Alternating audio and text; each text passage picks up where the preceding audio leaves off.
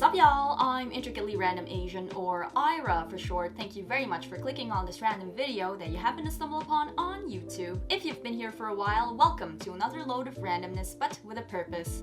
So buckle up your seatbelts and enjoy the ride. So today's video is going to be a very serious and I feel like an emotional one, because judging by the title, The Fallen of World War II. World War II is not a joking matter. So after having seen and read your feedback from my Jить video, you guys proposed that I don't edit too much and add like any sound effects or anything like that, because if you've been watching my video for a while, you know that I put a lot of sound effects and I play with camera angles a lot and stuff. So after reading your feedback, I'm going to take it to heart and do some very minimal editing for this video. So about World War II, I do know like the basic stuff. You know, I know like the dates, obviously, 1939 to 1945. I know that there was the Axis and the Allies. The countries, I'm still getting mixed up between the two, but I know like the main ones, which were in which camp. I know that 1 million people died, innocent people, soldiers, everything like that. So World War II is a very serious topic, and a lot happened. And before starting this video, I would just like to, you know, have a moment of silence for those who have died during those years. I'm already starting to get emotional because, you know, everything that I learned during my history classes, they just start coming back to me. And I'm a very visual person. And, you know, in the history books and stuff like that, and documentaries, they showed a lot of what was going on in the concentration camps and all that. And if they do show any of those images in this video, I swear I will need a Kleenex box, because I get emotional really fast. So I would just like to take a maybe 10-second moment of silence for those who have fallen.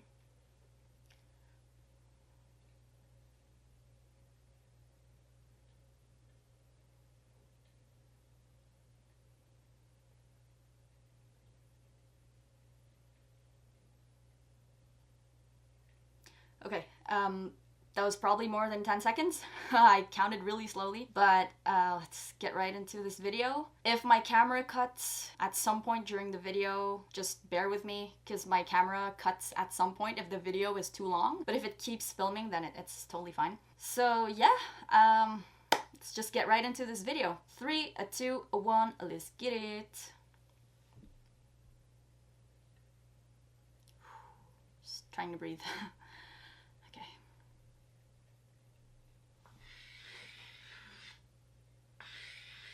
The average lifespan of an American is 80 years, and an 80-year-old today was 10 when World War II ended, 4 when it began. A soldier who saw battle would have to be in his late 80s at least today. Generals, political leaders, the decision makers of the war, few are still with us. And over the past few decades, we've seen authors and filmmakers looking for him. Rush to capture stories from survivors before this connection of memory is lost. Wait, okay, I'm gonna also try to not pause too much, but sometimes I just can't help myself. You know, they just said the ages of the people who have died, or who have participated during the war and stuff. Something random I really do is like, something really random I do is, example, when I see an old actor that I like, or if I just Google, you know, people's names sometimes for movies, I obviously check their birth date, and every time someone is born near the dates of the war, I just get like, you know, I think like, man, you were 10 years old when this happened, you know, and stuff like that, and it just...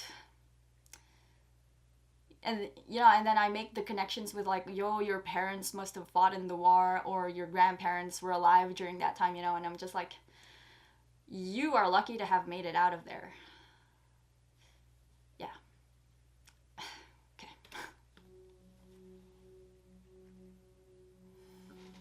This project is not about individual war stories, and it's not about survivors. We're going to tally up the tens of millions of people whose lives were cut short by the war, and see how these numbers stack up to other wars in history, including trends in recent conflicts.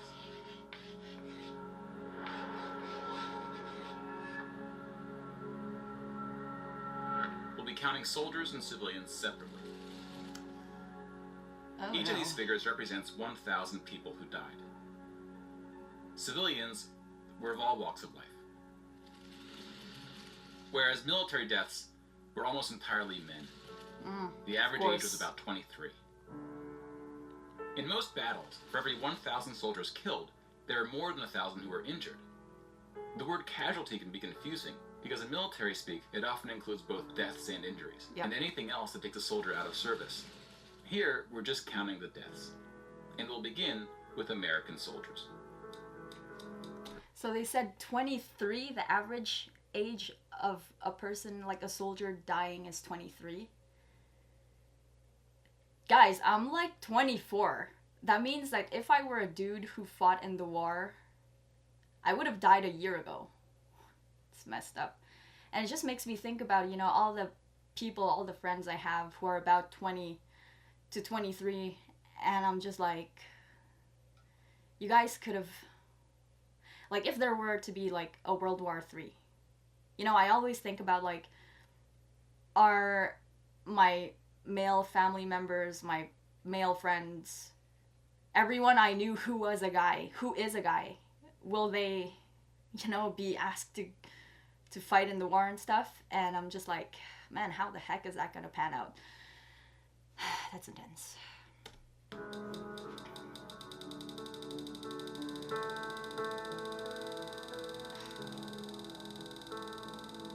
No Over way. 400,000 died.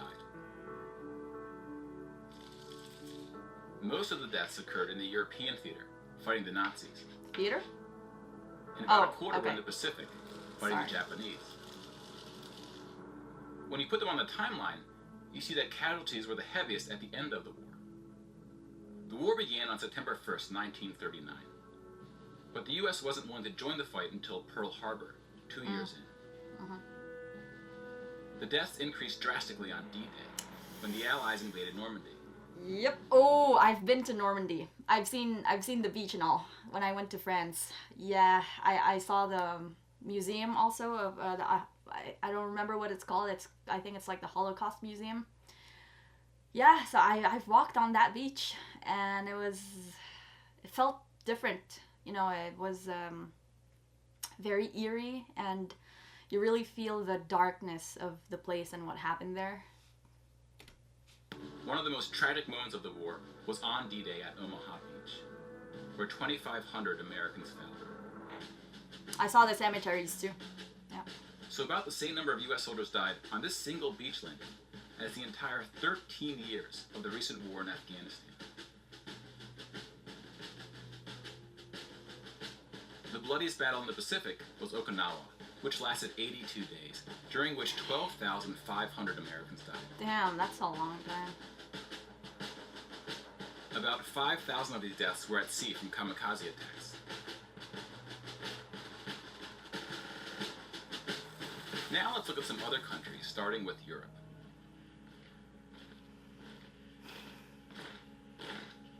Germany started World War II when it invaded Poland. Poland ultimately lost 200,000 soldiers in the war. Most died after the invasion while the country was occupied by Germany and the Soviet Union.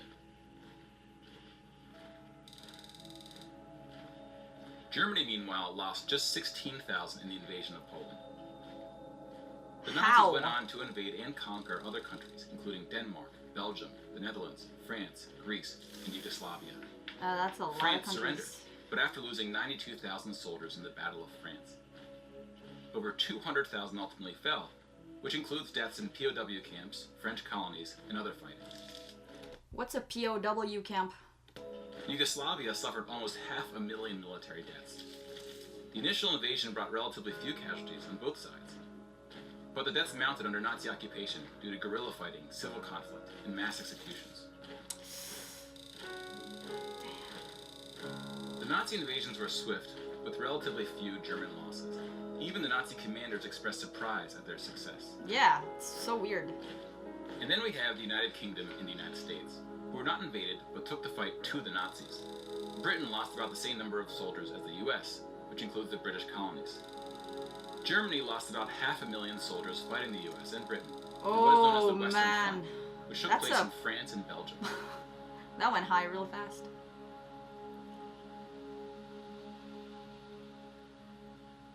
But most Nazi soldiers died in the Eastern Front, Germany's unsuccessful invasion of the Soviet Union. Okay, I think I kind of remember how they were unsuccessful. Is it because it was way too cold? They weren't expecting it to be super cold in the USSR back then, right? So they got surprised, and I think most of the German soldiers, they were like, oh no, they were like, yeah, we weren't prepared for this weather, we weren't prepared for this climate, and so they just died from like sickness and freezing to death, right? I think that's how it went out. That's what my history teacher told me back in 3rd year of high school. And that's one of the only things I remember from that class. Correct me if I'm wrong. The numbers are staggering. The most famous battle of the Eastern Front, and perhaps the turning point of the European war, was Stalingrad. Oh my goodness. The German 6th Army successfully took Stalingrad, but then got surrounded by the Soviets and cut off from food and ammunition. 500,000 Nazis would ultimately die in Stalingrad. Another 100,000 were taken prisoner, of which 6,000 would ever return. Oof. POWs had a low survival rate throughout World War II, and it was particularly grim in the East. When you include these POWs, roughly the same number of Germans died in Stalingrad as all the Western Front fighting against France, the UK, and the US. And though Stalingrad was a victory for the Soviets, they suffered almost twice as many losses as Germany. That is... Oh my the Soviet Union gosh! would eventually defeat the once unstoppable German army, killing 2.3 million Nazi soldiers.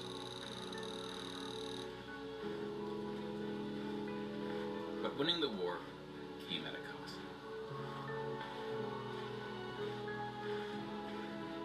Oh my gosh.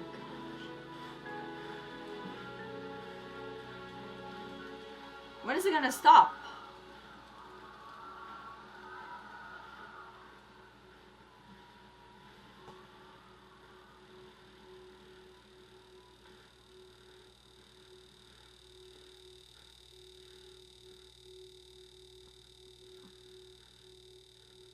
I don't like that sound. Oh my god.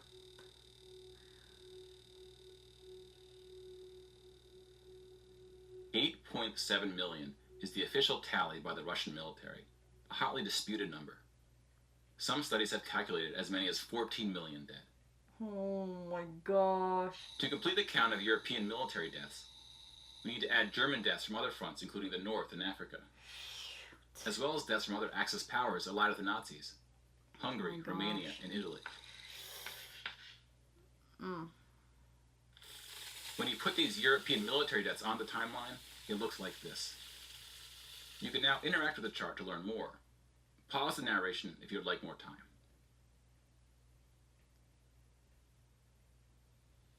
That is... I And don't now even we have switch words to to civilian describe. deaths in Europe.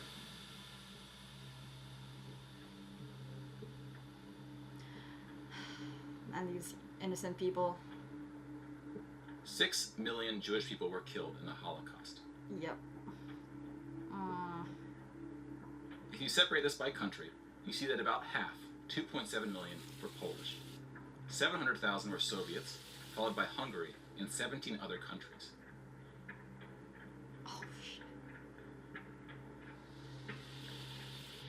Broken down another way, about half of the 6 million were killed in the concentration camps.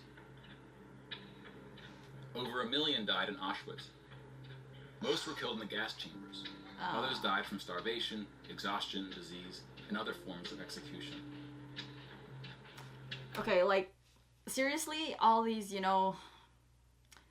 jokes about, like, World War II and stuff, they shouldn't even exist. In French, there's a lot of, like, these really popular dark jokes about World War II and about, like, this stuff that people shouldn't be laughing at.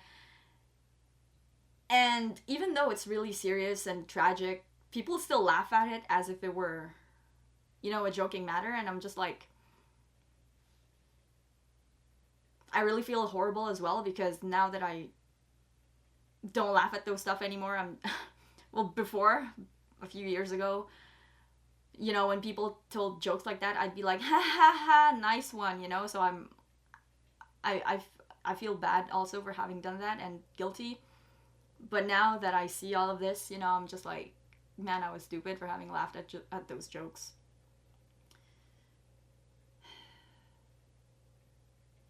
Okay. The second most deadly camp was Treblinka, which was exclusively an extermination camp, set up to look like a train station. Oh, gosh. Mobile killing groups killed 1.4 million Jews.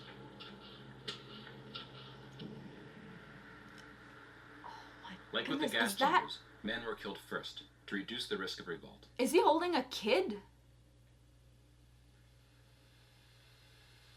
Oh my gosh. Oh my gosh, he's holding a kid.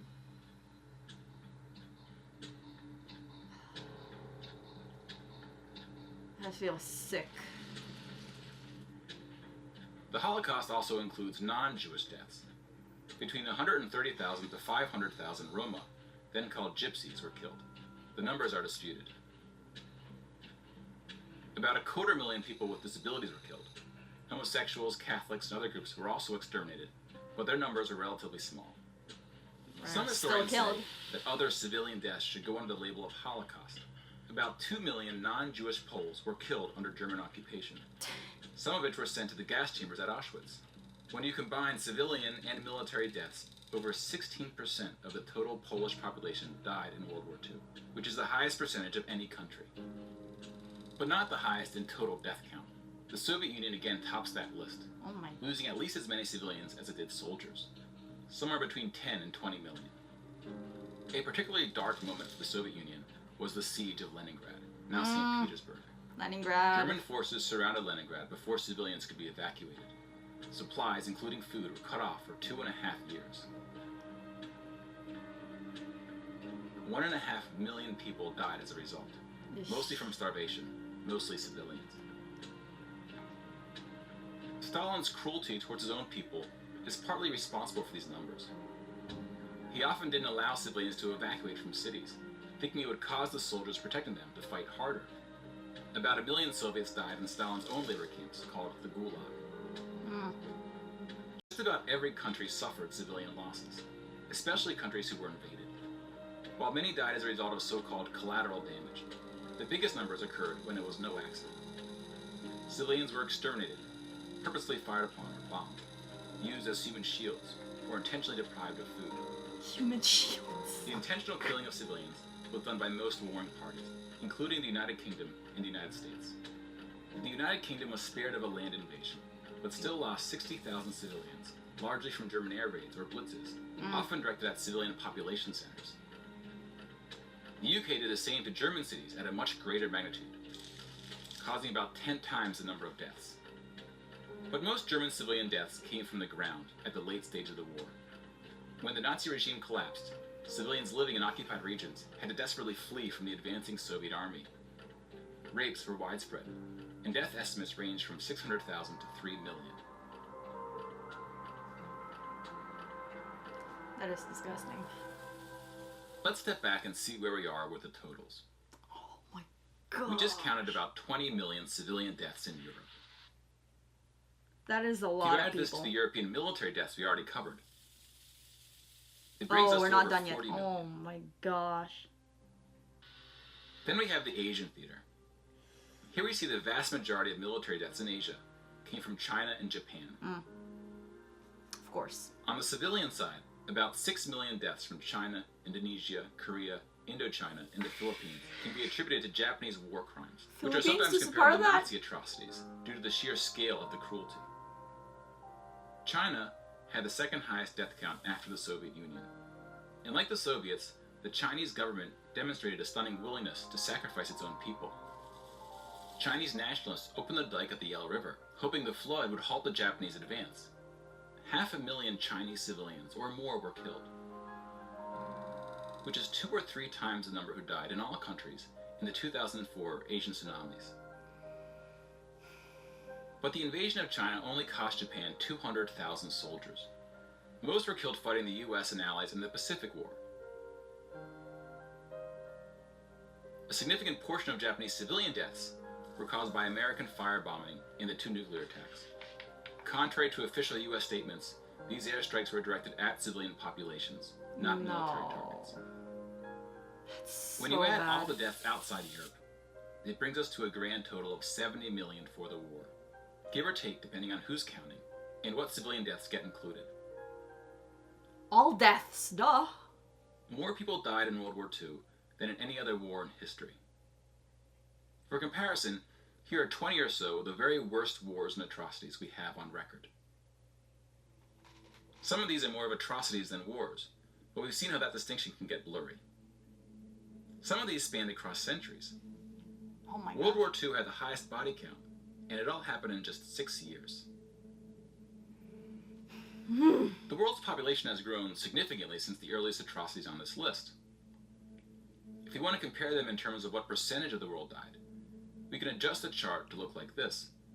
This rough approximation tells us there may have been more devastating wars before World War II, proportionally speaking. Mm-hmm. For sure.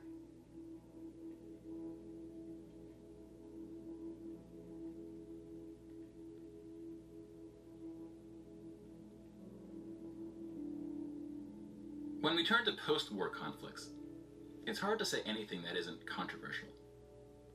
But the data shows something quite extraordinary has been happening.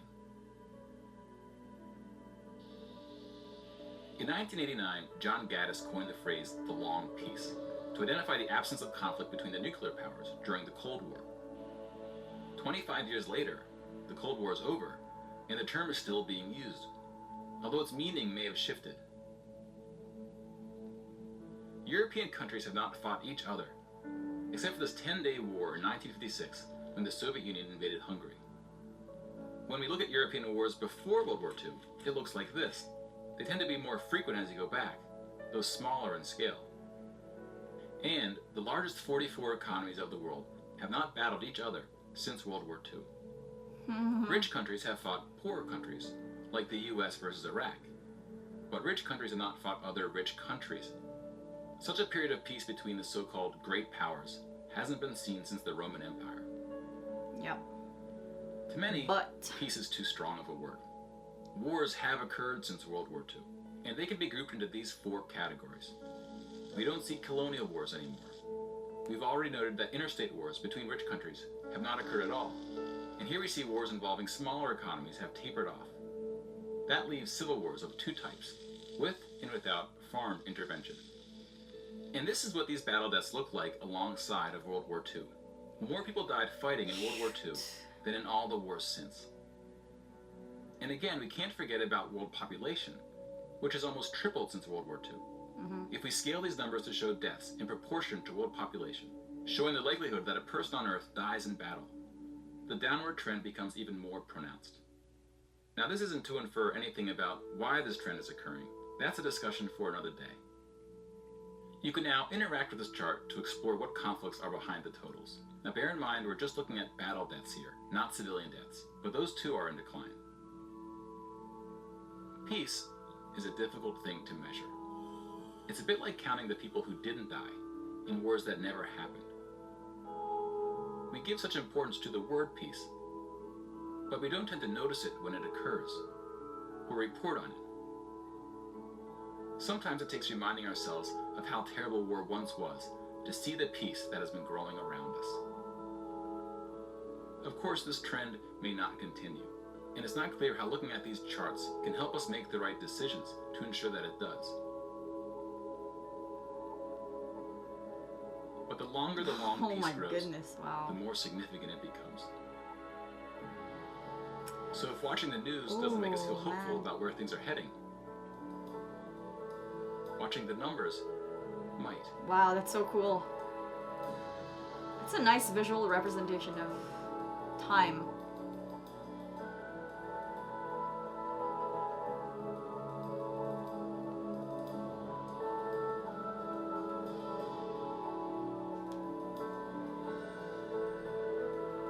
It's just the credits. Wow. My goodness. That was shocking and like a wake-up call to the fact that now, as we speak, in 2021. Concerning wars, we are very, very lucky that nothing major like that is happening right now. But I'm a Christian, and I do believe in the Bible, and I believe in Bible prophecy. And this is not to undermine how devastating and tragic World War II and all the other wars were, but what happened then is nothing compared to what is coming up in the next years, in the very near foreseeable future. It says, I think, in Revelation, I'm gonna have to find the exact Bible verse after, but it says in the book of Revelation that during the Great Tribulation, or the tribulation period, 1/3 of the population is going to die because of like starvation and sicknesses and things like that, and the other third will die because of war. I think I may have mixed up like that people will die because of what, but 2/3 of the population will die during that period, during a 7-year period. So how many people are we right now? Like, if we just do basic calculations, okay, so in a minute. Okay, we're roughly what, 8 billion nowadays? Billion is 9 zeros. 1, 2, 3, 4, 5, 6, 7, 8, 9. Okay, so we're like 8 billion times 2/3 is 0.66666. Oh my god. That is, you guys, this is how many people will die in Bible prophecy. That is messed up, you guys.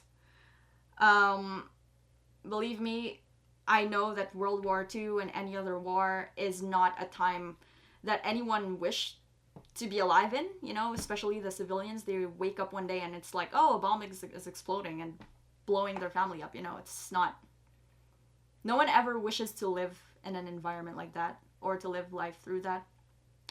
But it's just gonna get worse and worse in the future, you guys, and believe me, we will not want to be alive during the times that are coming.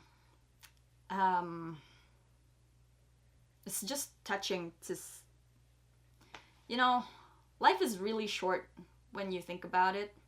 Literally, like, there's, once again, Bible prophecy. The book of Matthew says wars and rumors of wars and everything. And it is going on right now, you guys. So literally World War III can just blow up anytime. And we could all die tomorrow. You know, life is really that fragile. Your life, Bible says, is but a vapor. It just, what was it worth, you know? So during the time that we're still alive, I think it's just good for us to, you know, take a step back and reevaluate what we really value in life, how we want to live it. And, you know, if you're a Christian like me, then you know exactly what you need to do, okay? Okay, so my camera died because the max limit of time was reached. But I was saying, like, if you're a Christian, you know exactly what you need to do. And if you're not, then I encourage you to take a step back and really think about, you know, what you value in life and what you want to do and all that. Your wealth is not going to save you because, like you've seen in the graph in the video, it says, like, all people from all walks of life, which means babies, elderly people, and everything in between. Poor, billionaires, and everything in between. Like, your wealth is not going to save you. Your knowledge is not going to save you. Well, probably for a little bit. Your house is not going to save you. That thing can get blown up by a bomb at any time. Your car is not going to save you. Man, this got really controversial, but it's the truth, you know. That video is just really alarming because I've never seen the graphs in history books or anything. It was never, like, explicitly shown in detail what it really looked like, you know, the deaths and all. They only said, like, the numbers, but visually like that, it's really different and striking. And during that time, like, people were literally dying from lack of food, and here now a lot of people treat our resources like they were infinite, and they need to wake up because they have to realize that what we have right now is really, really limited. I know some people who, like, example, okay, they're so picky about food, and literally, like, people would cook 2 different meals for them just because what their parents were serving them that night is not what they wanted to eat, so they'd complain, and then their parents would be like, okay, don't worry, I'll cook something else for you. What do you want? And I'm just like, dude, what is wrong with you? Literally, people are starving as you're saying that you want to eat something else. Oh my gosh, I swear. And all people do is literally live life as if time was infinite, and it's not either. Literally, we're living in a dying, deteriorating, passing world, you guys. And yeah, we really need to take a step back and think about all of this.